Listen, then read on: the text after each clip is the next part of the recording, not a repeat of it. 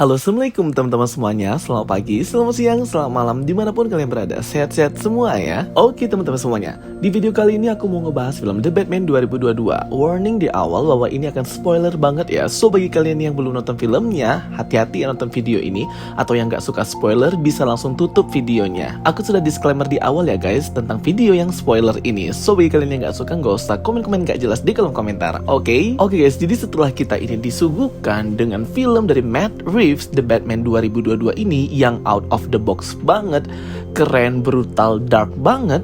Di sini pasti kita berpikir ya, sebenarnya main villain di film itu siapa? Sudah pasti ya, yang stealing the show, yang stealing the spotlight itu pasti villain The Riddler. Paul Dano itu keren, mantap banget ya memerankan karakter psikopat The Riddler ini. Feelingnya dapat banget, chemistry-nya dapat banget, acting skillnya udah nggak usah diragukan lagi deh. Dan jiwa psikopatnya itu ketika memerankan film ini, walaupun dia pakai mask ya, atau dia pakai topeng, itu tetap kerasa banget bagi kita yang nonton di bioskop. Kayak threatening banget, mengancam dan membuat kita gelisah. Sebelum kita bahas tentang villain utamanya yaitu The Riddler, kita bahas dulu ya di scene akhir. Ketika si Riddler ini marah dan kecewa dengan tindakan Batman yang tidak sesuai dengan ekspektasinya. Batman malah membantu para penduduk yang dia buat kebanjiran itu. Masih banyak yang bertanya-tanya ya, apa motivasinya The Riddler ini malah ngebom titik-titik penahan air di Gotham City sehingga banjir bandang datang dan malah membuat menderita penduduk di sana. Padahal kan The Riddler ini hanya menyerang orang-orang pejabat pemerintah yang korupsi aja ya. Kok dia malah melakukan hal ini? Jadi motivasinya ini tuh berangkat dari ia yang seorang yatim piatu, ditelantarkan, menderita, tidak punya keluarga, butuh kasih sayang, dan dia butuh recognize ya, atau perhatian. Jadi dia buat kayak gitu biar orang-orang memperhatikan dia. Kan biasanya psikopat memang seperti itu ya. Jadi motivasinya itu lebih ke personal aja sih kalau yang tindakan dia terakhir membuat banjir bandang di Gotham City ini. Jelas tindakan dia yang terakhir ini kita sama-sama pasti satu pikiran ya, kita nggak setuju. Tapi kalau dia yang membabat habis para pejabat korup, para pejabat suap, pejabat pemerintah yang korupsi itu membuat menderita rakyat, itu sih aku setuju ya guys. Jadi setelah The Riddler ini tertangkap oleh kepolisian dan dikirim ke Arkham, di akhir cerita kan itu dia kecewa ya sama Batman, dan seperti ada villain lain di Arkham itu yang ikut-ikutan ketawa. Seperti villain yang sok-sok peduli sama dia dan kayaknya mau berteman deh sama dia. Ini karakter misterius banget ya, kita nggak tahu ini sebenarnya karakter apa yang diperankan. Tapi kalau pemerannya sendiri itu adalah Barry Keoghan yang meranin Druk di film Eternal. Kalau di kreditnya pun tertulis cuman Unseen Prisoner of Arkham. Menurut kalian siapa guys penjahat atau villain ini? Kalau dari ketawa cekikikannya mirip Joker ya, tapi kayaknya mukanya itu kalau kalian lihat detail pas nonton di bioskop itu kayak luka atau rusak ya sebelah ya mukanya itu. Atau mungkin ini Two-Face, salah satu villain di The Batman juga sih. Jadi ini masih banyak perdebatan ya, siapa karakter ini sesungguhnya, Joker kah atau Two-Face kah, seperti itu. Jadi penjahat psikopat The Riddler ini sangat mengintimidasi banget ya guys sepanjang film.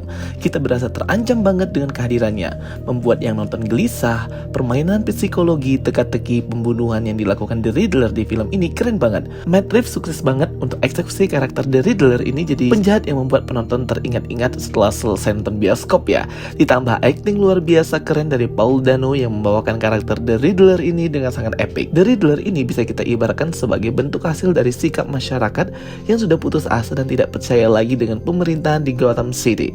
Angka kriminal meningkat, keadilan tidak bisa ditegakkan, pejabat pemerintah bisa bebas disuap dan memperdagangkan keadilan, mereka melakukan korupsi bahkan ikut terlibat dalam kejahatan kriminal seperti mafia, narkoba, dan perdagangan hukum. Sehingga ketika pejabat pemerintah sudah tidak terkondisikan, muncullah The Riddler sebagai wadah people power Gotham City untuk menegakkan keadilan mereka sendiri. The Riddler ini jenius dan luar biasa pintar banget ya.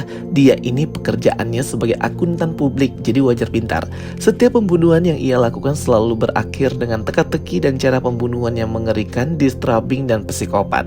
Masa kecilnya yang tumbuh di panti asuhan, tak punya ayah atau ibu, minim kasih sayang dan perhatian, kekecewaannya dengan dunia ikut andil dalam membentuk karakter The Riddler menjadi seorang psikopat gila seperti di film. Pertama yang dia lakukan adalah membunuh Mayor Mitchell Jr.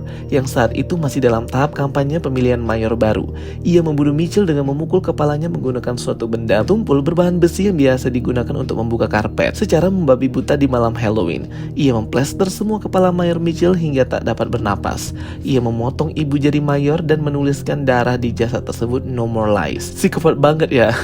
Ia meninggalkan petunjuk teka-teki dan surat ke Batman tertulis apa yang pembohong lakukan jika dia mati, disertai simbol-simbol aneh. Teka-teki berhasil dipecahkan dibantu dengan Alfred. Kode itu menunjukkan ke kalimat drive flash disk milik Riddler yang berisi foto-foto Mayor Mitchell dan Penguin keluar dari sebuah bar, dan di flash disk itu ada ibu jari yang dipotong di awal tadi sebagai gantungan. Shock ya ngelihat kegilaan dan jiwa psikopat Riddler. Berasa semoga kita dijauhkan orang-orang kayak gini.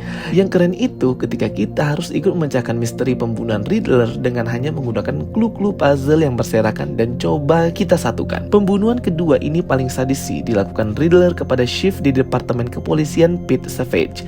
Ia diculik dan diikat dengan kandang tikus berbentuk labirin mengelilingi setiap badannya.